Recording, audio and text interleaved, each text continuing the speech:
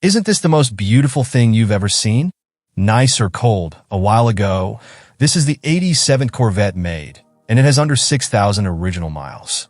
And I'm going to drive it. Don't think of this as transportation from a 2020 perspective.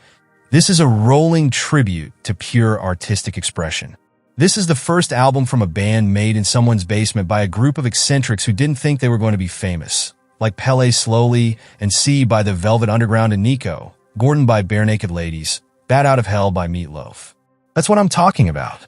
And thank you to Harry from Classic Promenade in Phoenix, Arizona. Link in the description. Go check out their inventory.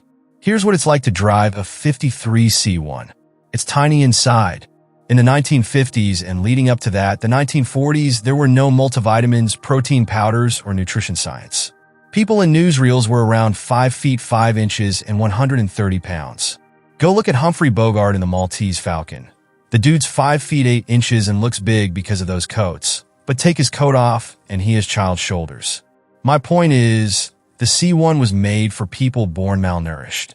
The massive steering wheel is close to the narrow seat and the low windshield that doesn't shield us today. We're too tall for it. General Motors was just learning how to build fiberglass cars, so as you drive along, the hood moves, the doors move, the trunk rattles. What's a sports car, you ask? GM's like, well, it has an inline 6-cylinder engine. Oh, that's good, right? Yeah, except it revs to negative RPM. Oh, that's bad. It has a 2-speed automatic transmission. 2-speed in a sports car? All it does is rob the engine of whatever power it has. Mechanical drum brakes with no booster, so you push down on the brake pedal and nothing happens. You push harder, nothing. You push harder again, and finally, they all lock up.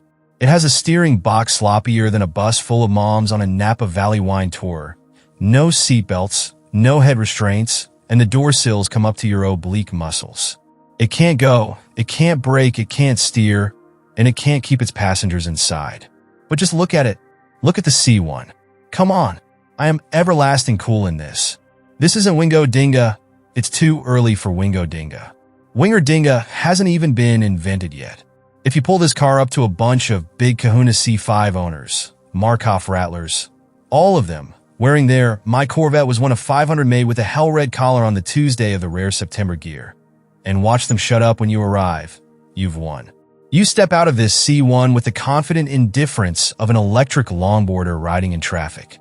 This story only works if the C1 is actually driven. At the time of driving, before we even took it out, this had 5,819.1 original miles. Most likely, this C1 will be bought and displayed. And in cases like this, I'm fine with that.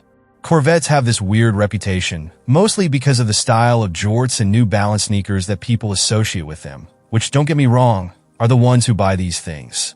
But it's the idea that something must be eating away at you if you set your sights on owning one, especially a classic 1953 Corvette.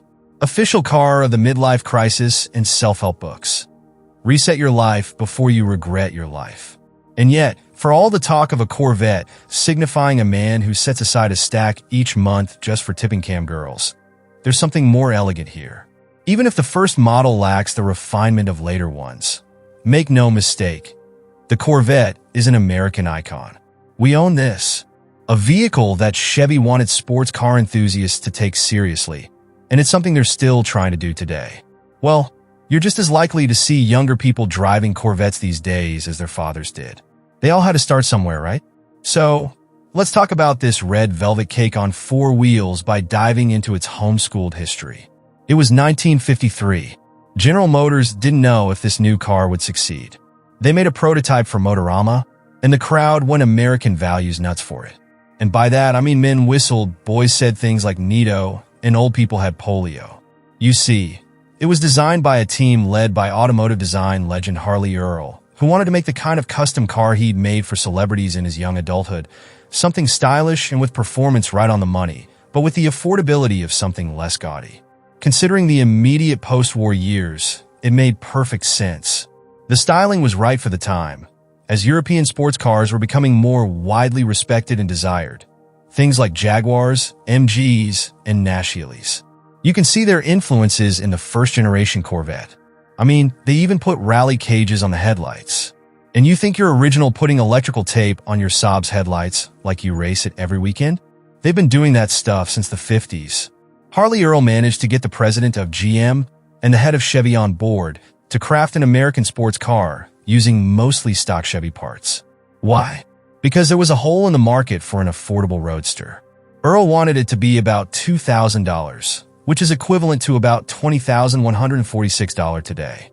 But when production started in 1953, it ended up being way more expensive, around $3,500, which would be around $33,685 in 2020.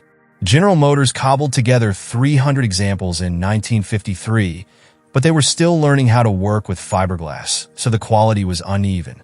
By 1954, production had ramped up significantly, but sales were slow.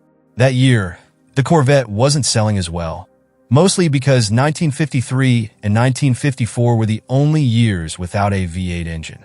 According to surveys from Popular Mechanics, many Corvette owners had owned foreign sports cars and weren't impressed. Body leaks, lack of performance, and the fact that it just wasn't taken seriously as a true sports car were major issues. But those 1953 Corvettes became treasured over time because of their rarity. How did this specific 87 survive? Well, in 1962, a 20-year-old kid pestered the owner of one of these original models until the guy sold it to him.